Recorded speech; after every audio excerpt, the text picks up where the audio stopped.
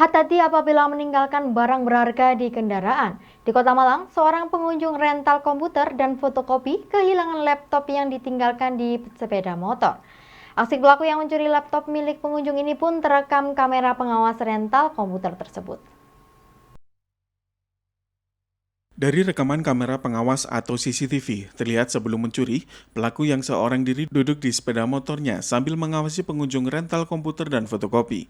Saat korban datang ke lokasi rental komputer dan fotokopi di Jalan Simpang, Surabaya, setelah parkir, korban kemudian masuk ke dalam toko dan meninggalkan tas berisi laptop di sepeda motor miliknya. Begitu korban masuk ke dalam toko, pelaku langsung turun dan mengambil laptop yang ditinggal di sepeda motor korban. Berhasil mengambil laptop milik korban, pelaku kemudian melarikan diri ke arah barat. Menurut Angga, pemilik toko menjelaskan, peristiwa tersebut terjadi pada hari Sabtu sekitar pukul 9 malam. Saat kejadian, kondisi toko juga dalam keadaan ramai. Diduga pelaku memanfaatkan kondisi toko yang ramai dan pengunjung yang minim pengawasan terhadap barang bawaan. Pencurian juga berlangsung sangat cepat. Dari kejadian ini, pemilik toko menghimbau kepada pengunjung untuk tidak meninggalkan barang berharga di kendaraannya dan meminta pengunjung membawa masuk barang berharga agar kejadian serupa tidak terulang. Ya, laptopnya ditaruh di sepeda. Hilang. Itu tahu-tahu hilang. Berarti laptopnya ditinggal gitu Mas ya di sepeda? Iya, ditinggal masuk di situ. Di dalam tas? Iya, di dalam tasnya laptop. Jam berapa kemarin Mas? Itu dari jam 9 pagi? malam. Itu hari apa Mas? Malam minggu. Oh malam minggu, Sabtu ya berarti ya? Sabtu malam minggu. Mas, saat itu kondisi di sini ramai apa sih? Iya, pas banyak orang. Mas, dari rekaman CCTV pelaku apa cewek apa cowok? Cowok. Simon Alfredo melaporkan. Merasa tertipu karena apartemen Nayumi Sam Tower di Jalan Soekarno-Hatta tak kunjung dibangun, seorang pembeli terpaksa melayang gugatan ke PT Malang Bumi Santosa. Gugatan terpaksa dilayangkan ke Pengadilan Negeri Kota Malang. Setelah beberapa kali somasi, korban tidak mendapat tanggapan dari PT Malang Bumi Santosa. Dewi Evi Puspitawati, warga Palembang yang merupakan salah satu pembeli apartemen di Sam Tower, apartemen Jalan Soekarno-Hatta, terpaksa melayangkan gugatan ke Pengadilan Negeri Kota Malang setelah beberapa somasi terhadap PT Malang Bumi Santosa selaku pengembang tower apartemen tidak mendapati tanggapan. Gugatan yang dilayangkan ini terkait pembangunan apartemen yang hingga saat ini tidak ada kejelasan. Padahal korban membeli satu unit apartemen dan sudah membayar lunas seharga Rp428 juta. Muhammad Zaki Pradana yang mewakili orang tuanya mengatakan, pembelian satu unit apartemen di Nayumi Sam Tower apartemen ini dilakukan pada tahun 2018 lalu. Namun setelah pembayaran lunas, pihak pengembang tak kunjung membangun apartemen tersebut. Dan pihaknya telah melakukan somasi namun tidak ada tanggapan dari pihak PT Malang Bumi Santosa atau Nayumi Sam Tower. Merasa tertipu, akhirnya mereka memutuskan untuk melakukan gugatan, berharap segera dikembalikan uangnya. Jadi singkat cerita, orang tua saya membeli satu unit apartemen ini dengan PT Malang Bumi Santosa atau Nayumi Sam Tower yang beralamat di Soekarno-Hatta, Jalan Nomor 18, Kota Malang. Kemudian ibu saya melakukan pembayaran dari tahun 2018 sampai tahun 2019 selama kurang lebih 18 kali pembayaran hingga pelunasan itu terjadi. Namun sampai saat ini tanggal bulan Juni 2022 tidak ada pembangunan sama sekali di lokasi proyek. Oleh karena itu saya yang didampingi dengan Pak Yayan akan menggugat PT Nayumi Sam Tower itu sendiri. Sebelum saya minta dampingi Pak Yayan, saya sudah coba komunikasi sama pihak PT Nayuminya, namun tidak ada respon yang baik dari mereka, hanya diputar-putar yang menjanjikan akan dibangun, alasannya adalah pandemi. Ya mungkin saya menerima alasannya pandemi, mungkin memang betul tidak boleh ada pembangunan skala besar. Namun kok setelah pandemi sudah menurun, kemudian segala macam bangunan seperti bangunan di mana? Bangunan di Malang ini banyak yang sudah terbangun, sedangkan Nayumi tidak ada proses sama sekali. Sementara Yayan Rianto, kuasa hukum korban mengatakan bahwa gugatan yang dilayangkan kepada PT Malang Bumi Santosa ini dilakukan setelah 2 kali somasi tidak ada tanggapan dan dinilai merupakan wan prestasi. Kuasa hukum korban juga menambahkan apabila pihak PT Bumi Santosa tidak melaksanakan kewajiban untuk membangun apartemen, uang kliennya harus segera dikembalikan. Kuasa hukum korban juga berharap dengan adanya gugatan tersebut, nantinya pihak korban bisa dipertemukan dengan PT Malang Bumi Santosa atau Naomi Sam Tower, sehingga bisa segera menyelesaikan persoalan tersebut. Jadi tujuan kami mengajukan gugatan kepada Sam Tower ini, supaya apa? Supaya klien kami itu ada kejelasan bagaimana uang yang sudah dibayarkan atas pembelian 1 unit apartemen di Sam Tower, dan kalau mau dibangun, kapan akan dibangun. Jadi intinya itu aja. Kan klien kami udah bayar, ada bukti pembayarannya sudah lunas. Terus kedua, selama ini kan tidak ada pernah dikasih tahu dengan baik ya, informasi yang baik, kerjasama yang baik bahwa perusahaan ini mau gimana sih, mau dibayar kembali uangnya atau mau dibangun. Sampai hari ini kan nggak ada kejelasan. Bahkan kita udah dikirimi surat balasan sama pengacaranya, itu nggak ada kejelasan untuk itu. Padahal kan pengen tahu uang dari userin kemana. Dan kalau dikembalikan kapan, atau mau dibangun kapan, ini nggak ada sama sekali. Simon Alfredo melaporkan. Memperingati Hari Donor Darah Sedunia yang jatuh setiap tanggal 14 Juni, Palang Merah Indonesia Kota Malang bekerjasama dengan Perhimpunan Donor Darah Indonesia Kota Malang menggelar aksi donor darah. Diharapkan dengan aksi donor darah peringatan Hari Donor Darah Sedunia, masyarakat semakin sadar untuk melakukan donor darah dalam membantu sesama yang membutuhkan darah. Aksi donor darah dalam rangka peringatan Hari Donor Darah Sedunia yang jatuh setiap tanggal 14 Juni berlangsung di kantor OJK Malang, di mana masyarakat antusias untuk mengikuti donor darah yang diselenggarakan oleh Palang Merah Indonesia atau PMI Kota Malang dan Perhimpunan Donor Darah Indonesia atau PDDI Kota Malang. Masyarakat yang akan melakukan donor darah terlebih dahulu dilakukan pemeriksaan kesehatan. Bagi yang dinyatakan sehat, langsung diambil darahnya oleh petugas donor PMI Kota Malang. Kepala UPT Transfusi Darah PMI Kota Malang, Eni Sekar Rengganingati mengatakan, peringatan Hari Donor Darah Sedunia ini, PMI Kota Malang melakukan aksi donor darah di 3 lokasi. Kepala UPT Transfusi Darah PMI Kota Malang juga berharap, dengan peringatan donor darah sedunia, masyarakat semakin sadar dalam melakukan aksi donor darah. Sementara aksi donor darah tersebut diharapkan mampu menambahkan stok darah di PMI Kota Malang. Sejauh ini, stok darah di kantor PMI sudah cukup. PMI Kota Malang sendiri juga tidak hanya melayani permintaan darah dari rumah sakit di Malang, akan tetapi juga dari rumah sakit lain di Jawa Timur. Targetnya kalau yang di sini 150 kantong, kemudian ada di mana yang 100 kantong itu? Lupa saya, ada lagi 1, kemudian yang di UTD ya, yang datang sampai nanti 7:30 kita layani. Berapa titik Bu berarti hari ini untuk aksi donor darah?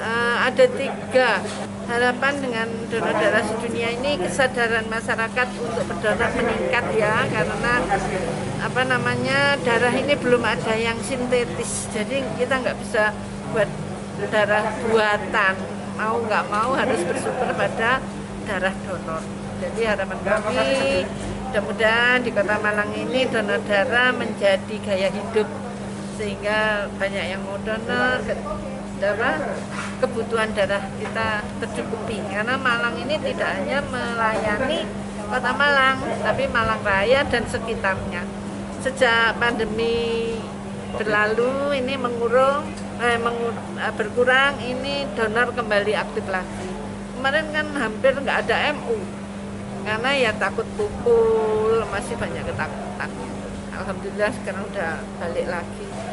Stok kami cukup bisa mensupport kota lain. Alhamdulillah. Kemarin kita bantu Kabupaten Blitar. Simon Alfredo melaporkan.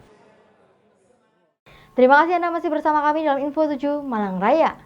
Sebanyak 100 calon jamaah haji di Kloter 20 Kota Batu dilepas secara resmi oleh Wakil Wali Kota Batu bersama Forkopimda. Wakil Wali Kota Batu berpesan kepada para jemaah haji agar tetap menjaga kesehatan selama beribadah haji dan berdoa semoga menjadi haji yang mabrur. Selasa 14 Juni 2022 bertempat di Geraha Pancasila.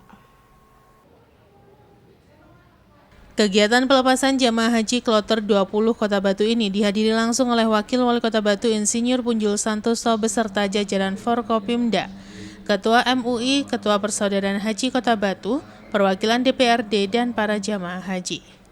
Untuk tahun 2022, sebanyak 100 jamaah haji dilepas oleh pemerintah Kota Batu dengan jamaah tertua atas nama Mutomimah usia 64 tahun, asal Dusun Pandan Rejo, Kota Batu, dan jamaah termuda usia 35 tahun atas nama Nuraini, warga Kelurahan Sisir, Kecamatan Batu.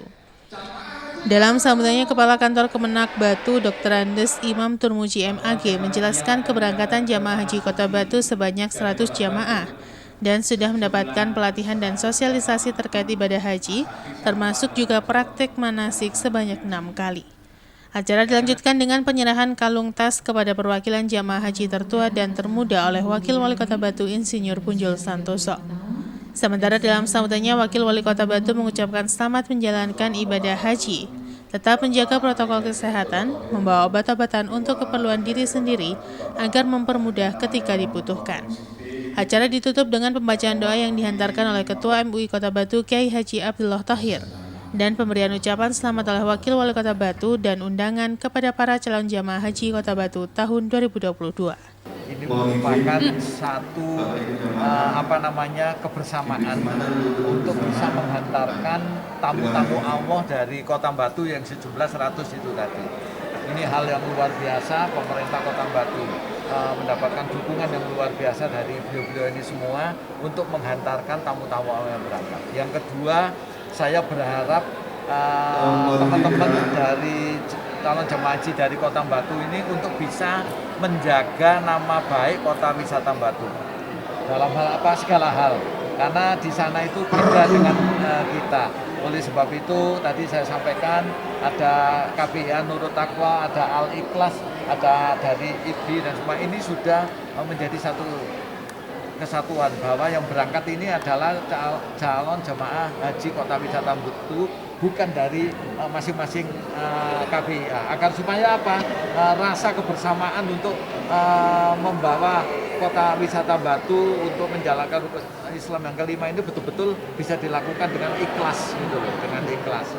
Terus berikutnya yang ketiga, agar supaya keberangkatan yang dihantarkan oleh tokoh-tokoh Kota Batu ini nantinya beliau-beliau yang 100 orang ini juga mendoakan Kota Batu, pemimpin-pemimpinnya, para tokoh-tokohnya, para kiainya dan semuanya, agar Batu tentram, aman dan semuanya. Nah, sebaliknya kita yang menghantarkan untuk berangkat ini agar supaya yang berangkat hari ini tetap sehat, berikutnya sampai di tujuan seperti keinginannya dan kembali nanti menjadi haji yang mabrur dan mabrur.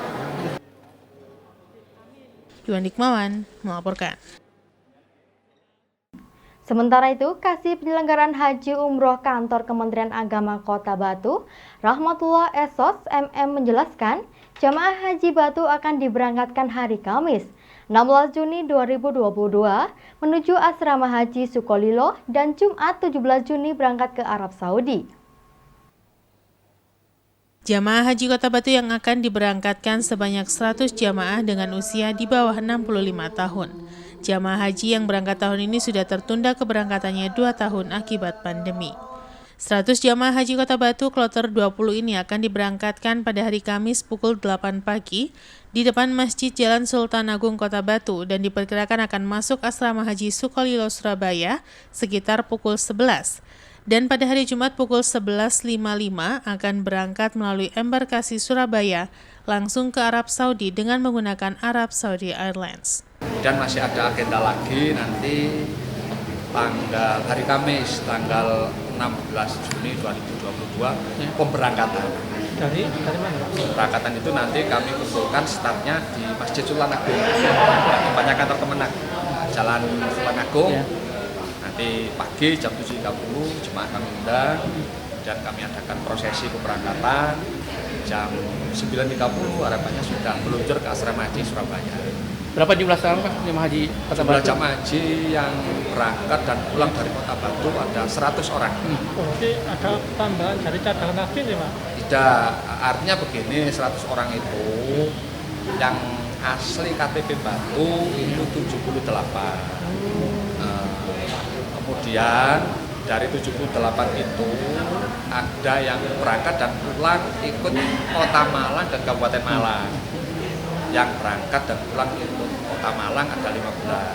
Kemudian yang berangkat dan pulang ikut Kabupaten Malang, ikut di Singosari sana ada 2 jemaah. Kemudian ada lagi yang dulu saat mendaftar itu KTP-nya Situbondo. Kemudian beliau sudah pindah domisili di Batu, sehingga sekarang berangkatnya pun juga dari Batu, kan sudah KTP Batu itu 2 orang. Jadi 100 jemaah dari Kota Batu itu nanti kan jadwalnya masuk asrama haji kan tanggal 16 Juni. Dan jadwal terbangnya itu kan tanggal 17-nya. Jam 11.55 itu sudah terbang take off dari Bandara Juanda. Iwan Hikmawan melaporkan. Terima kasih Anda masih bersama kami dalam Info 7 Malang Raya. Permintaan mawar hias potong terus mengalami peningkatan pasca Lebaran. Namun sayang, akibat terkendala faktor cuaca, hasil panen mawar hias potong berkurang. Para petani tetap optimis permintaan akan semakin meningkat, mengingat sementara lagi kegiatan warga masyarakat semakin ramai yang membutuhkan komoditi mawar hias potong sehingga hasil panen bisa terserap maksimal di pasar. Beginilah yang terlihat di beberapa lahan pertanian bunga di kawasan Gunung Sari, Bumiaji, Kota Batu. Para petani bunga tetap beraktivitas di kebun-kebun bunga agar hasil panen bisa maksimal, sekalipun sering terkendala akibat faktor cuaca. Setelah permintaan bunga turun drastis pada bulan Ramadan karena jarang ada resepsi pernikahan maupun kegiatan lainnya yang membutuhkan pasokan bunga hias, kini permintaan mengalami kenaikan drastis pasca Lebaran setiap harinya. Meningkatnya permintaan bunga hias membawa berkah tersendiri bagi para petani karena hasil panen bisa terserap maksimal ke pasar, walaupun stok semakin berkurang. Beberapa jenis bunga hias yang mengalami kenaikan permintaan diantaranya mawar, peacock, aster, krisan, dan masih banyak lainnya. Menurut salah seorang petani bunga hias di Bumiaji, Kota Batu menjelaskan, saat ini permintaan sedang ramai tetapi akibat ketersediaan bunga yang terbatas, sehingga panen bunga berkurang banyak sementara permintaan naik. Di lokasi terlihat petani juga sedang melakukan perawatan dan pemanenan agar tanaman tetap bisa berproduksi dan bisa dipanen. Diperkirakan permintaan bunga hias akan tetap ramai seiring dengan banyaknya kegiatan nikahan dan resepsi yang membutuhkan bunga hias. Rame ya Allah rame mak barangnya kurang karena cuaca ya. Jadi perawatannya sulit. Oh sulit Pak ya? Produksinya enggak gitu. Meningkatnya sampai berapaan Pak permintaannya Pak? Peningkatan ini Pak? Permintaan ya antara 30% 20% lah. Kenaikannya Pak ya? Iya, jadi berarti per 1 minggu sekali motong, 1 minggu 2 kali? Tetap 1 minggu 3 kali. 3 kali berapa satu anunya? Ambil motong bisa sampai berapa? Motong kalau dulu ya. Itu 1 kali motong itu sih kuat 1.500 bunga. Tapi kalau sekarang mencapai 500 sih enggak bisa ya. Memang ketersediaan bunganya Pak ya? Iya. Sulit. Kenapa itu Pak sulit anunya? Apa tumbuh ininya? Ya pertumbuhannya sulit karena pengaruh cuaca lah ya. Iwan Hikmawan melaporkan.